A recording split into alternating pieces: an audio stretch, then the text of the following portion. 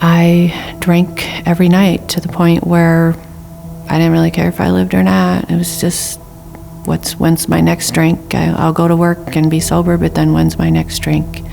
It just got to the point where I just want to get a divorce, or I just want to die. I just don't want to be here anymore.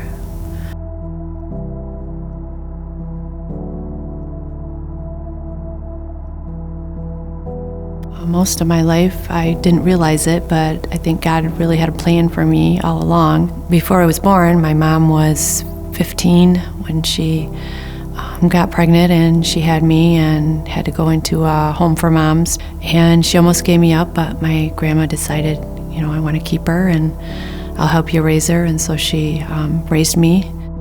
Throughout my teenage years, life was a little rough. My dad was an alcoholic, and then I eventually got saved and baptized in the Baptist church.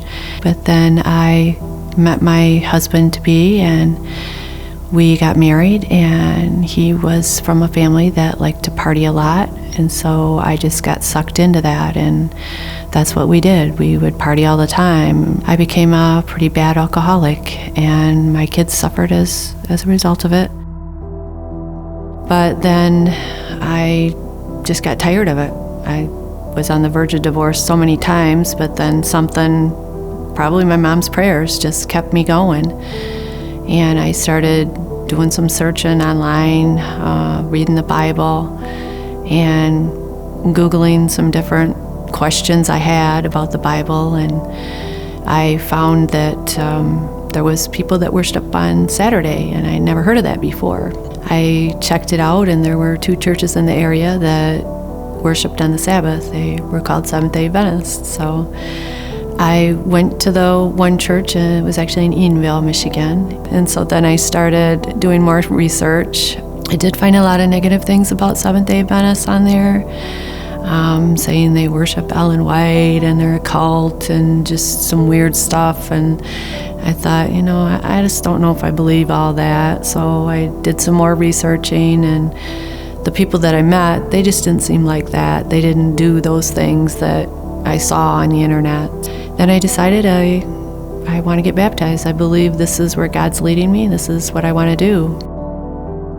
I wouldn't be here if I wouldn't have looked up and listened to the podcasts and did my research and not believed some of the stuff was out there. I found out for myself whether it was true or not. I highly encourage, no matter how old you are, to get involved. My mom, she's almost 70, and she gets on Facebook and she posts verses and encouraging words, and people see that. It helps. It really does help. I encourage you as a church member or even a leader to get your church online, get them the materials they need. You don't have to know how to get online and how to do these things. Center for Online has a ton of stuff that you can look at, and you can get members of your church that know how to do these things already. Get the young people involved.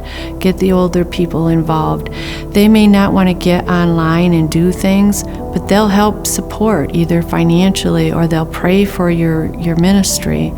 And if the churches don't get involved digitally, we are missing millions of people, and people that are going to be lost. My children, your grandchildren, they're all online. If you don't get involved online, you're missing all these people.